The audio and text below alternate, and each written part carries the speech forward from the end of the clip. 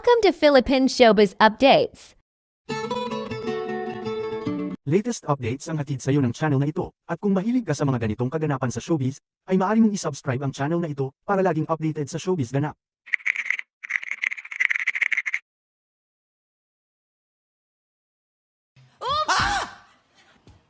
Huwag ma-trigger Bakit? sa maririnig na kwento. Okay. Kim Chu, binuking ni Darren Espanto. Sa segment ng Especially For You ng Showtime, di nga nakatakas si Kim sa pambibisto ng kaibigan nito na si Darren at nagbardagulan ang dalawa sa show. Sa nabasang intro ni Darren, tila nasapul nga si Kim. Ani ni Darren sa intro, Sinubukan naman nilang ilaban ang relasyon. Kahit patago, bestie, oo. Story mo ba to? Ay, sorry. Uy! Sorry. Uy! Sorry. di nga nagpahalata si Kim at agad na inesor si Darren. Huwag ma-trigger! Huwag Yes, please! Kaya pala, bestie! Ay, eto na nga. Bigla naman humirit si Darren dito, ani pa ng aktor. Pero, wala talagang sekreto na hindi nabubuko. Wala talaga. Oo. Good luck. At sa'yo nang galing, ha? Nagkakataroan tayo for today's Kasabay din nito, may natanong din si Darren. Sabay ba kayong nag-skydiving?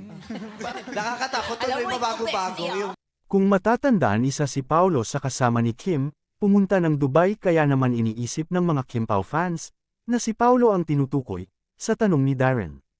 Samantala, speaking of walang sekretong di nabubunyag, tila hindi na nga maiisekreto na madalas magsabay si Kim at Paulo na nag-G-gym. Katunayan, Biyernes lamang ay nakita si Kim na nag-gym sa lugar kung saan madalas nag-gym si Paulo, at naibahagi naman ito ng isa sa mga fitness coach na si Anton. Ang larawan ni Kim na nag-gym, isa rin sa mga naibahagi niya ang larawan ng isang cute na bata. Sa kabilang banda ni-repost naman ni Paulo ang kanyang larawan kasama ang batang nakita sa mga naibahagi ni Coach Anton. Kaya naman natutuwa ang mga fans dahil malinaw na magkasama ang Kim Pao at masaya sila sa mga ebidensya na nakukuha, at tila sinadya di umano ni Paulo na i-flex ang ganap niya para malaman na magkasama sila ni Kim.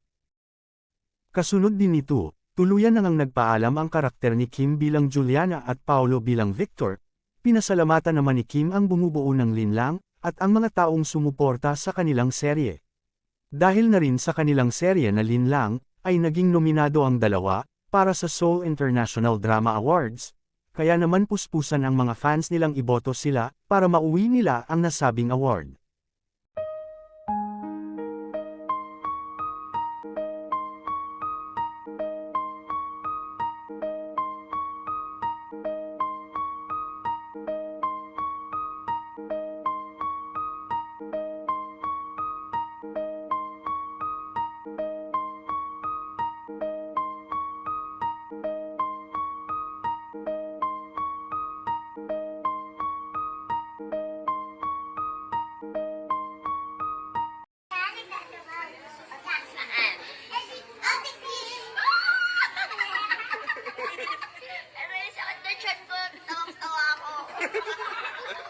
Don't forget to like, comment, and subscribe for more updates.